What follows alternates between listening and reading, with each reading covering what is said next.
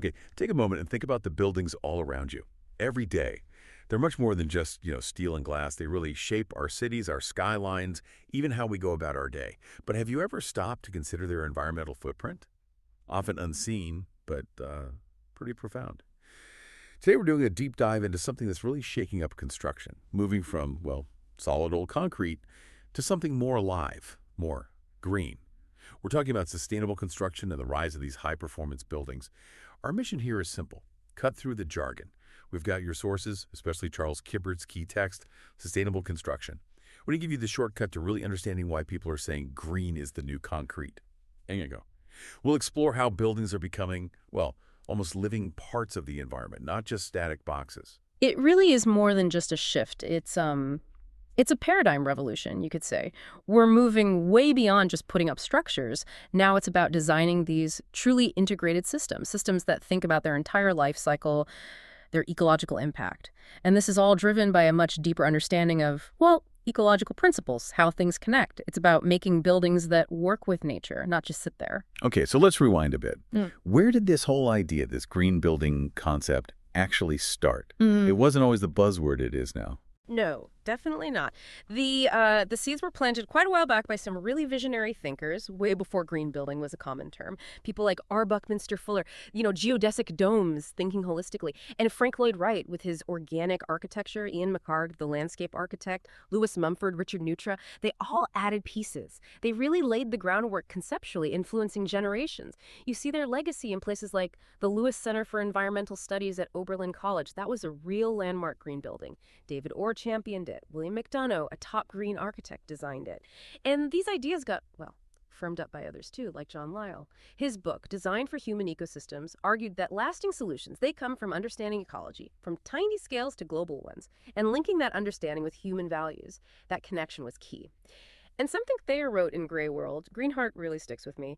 He said the landscape is where the conflict between technology and nature is most easily sensed. He defined sustainable landscapes as ones that actually help human well-being and harmony with nature. They conserve resources, boost diversity. That was a really crucial shift in how we think about what we build. Right, so you've got this powerful philosophy taking shape, harmony with nature. But then the big question is, how do you translate those big ideas into actual walls and windows? Yeah. What are the real strategies that make a building green? Let's get into that. Exactly. That's the bridge. And we start by looking at the impact. It's huge. Just think about this. Buildings in the U.S. alone, they eat up something like 40% of our primary energy. 40%. That massive number makes energy efficiency the absolute first place to focus. So number one, energy efficiency and atmosphere. The approach here has to be integrated. It starts with passive design. This is clever stuff. Using the building's own shape, its orientation, even its materials mass to work with nature, like positioning it to catch winter sun for warmth or letting summer breezes cool it down. Using the local land, the microclimate, even landscaping, it's about collaboration with nature, not fighting it. Okay, so using the building itself. Smart. Then you have the building envelope. That's the skin, basically. Walls, roof, floor, windows, doors, all designed to be super resistant to heat flowing in or out when you don't want it to. Take windows. We're talking about things like spectrally selective low-E glass, fancy term, but it means the glass is great at insulating maybe a U factor around 0.24. It blocks a lot of unwanted summer heat gain, maybe an SHGC of 0.27, but it still lets in plenty of visible light, say a VT of 0.64, so it feels bright inside. It's incredible how much tech is packed into something like a window now. But beyond the shell, how do we actually power these buildings efficiently? Good question. The next layer is integrating renewable energy. Using solar panels, maybe wind, sometimes biomass systems right there on site or nearby, cutting reliance on fossil fuels dramatically. And here's something really interesting. Daylight-linked lighting systems. Lights that automatically dim or switch off when there's enough natural light. They can slash electrical energy use in offices by, well, as much as 50% in some cases. 50%? That's huge. It really is. And these daylight controls, they generally come in two flavors. Dimming systems use electronic ballasts. They cost a bit more upfront, but they save more energy over time and the light changes smoothly. Better for offices, schools. Then there are simply switching systems just on or off. More cost-effective for places like atriums, areas with loads of natural light anyway. Designers use some pretty sophisticated tools now, computer models like Radiance or Ecotect, even old-school physical models, to get these systems just right. Fascinating. Okay. Energy minimized, What about the actual materials, the stuff the building's constructed from? Let's talk materials and resources. Right. The guiding principle here is often called the cardinal rules for a closed-loop building material strategy, the ideal. Zero waste, just like in nature. Now, historically, industrial manufacturing turns a shocking amount of raw material into waste, some stats say up to 94%. So the big aim is to drastically cut down how much virgin material we pull out of the earth. So in practice, what does a designer look for? How do they choose? It means making very deliberate choices. For wood, you'd look for certified wood. Wood from forests managed sustainably, maybe with an FSC label via programs like SmartWood or scientific certification systems. And crucially, we look at embodied energy and embodied carbon. Those terms basically mean all the energy used and carbon emitted during that material's entire life. Extraction, making it, transport, installation, even disposal. Just to give you a sense, virgin aluminum takes about 218 megajoules per kilogram to produce. Recycled aluminum, only 29. Virgin steel is around 35 mj kilograms, recycled is under 10. Those differences are massive. They really show why choosing recycled or lower impact materials matters so much. Okay, pillar number 3, a smart water supply strategy. The main goal here is simple. Cut down potable water use as much as possible. Potable meaning drinkable water. You do that 2 ways. First, use non-potable sources whenever you can. Things like collected rainwater, treated gray water from showers and sinks, maybe reclaimed wastewater for flushing toilets or watering plants. Second, just use less water overall with high-efficiency fixtures.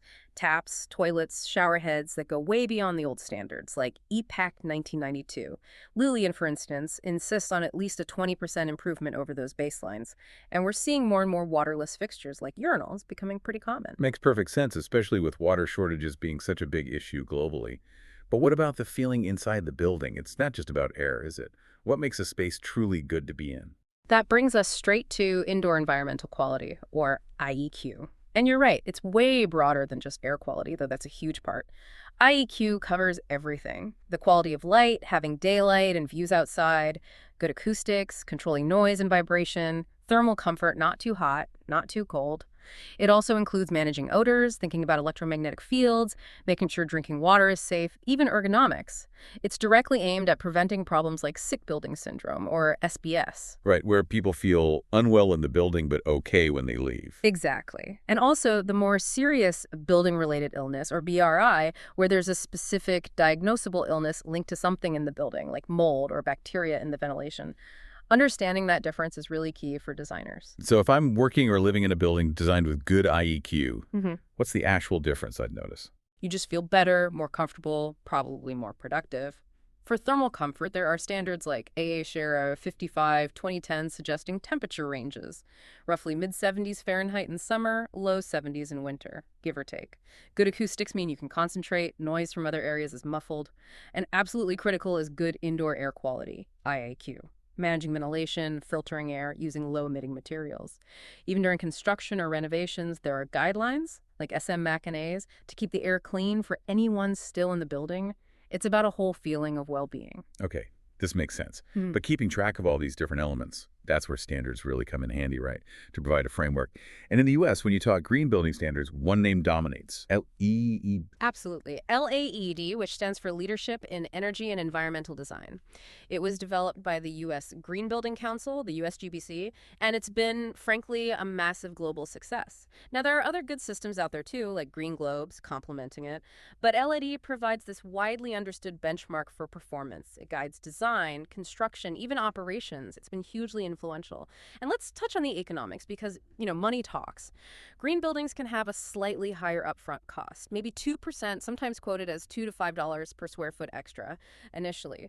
But analyses looking at the whole life cycle, say over 20 years, show really significant financial upsides. For a typical high-performance building, the total net present value, that's TNPV, includes savings around $5.79 per square foot just from energy, another $1.51 from water savings, and maybe $8.47 from lower operations and maintenance costs. But here's the really striking part, the insight driving a lot of decisions. The estimated savings from increased productivity and better health, they're pegged at around $36.89 per square foot for LEED certified or silver buildings, and it jumps to $55.33 for gold or platinum. That's almost 10 times the energy savings. Wow, 10 times.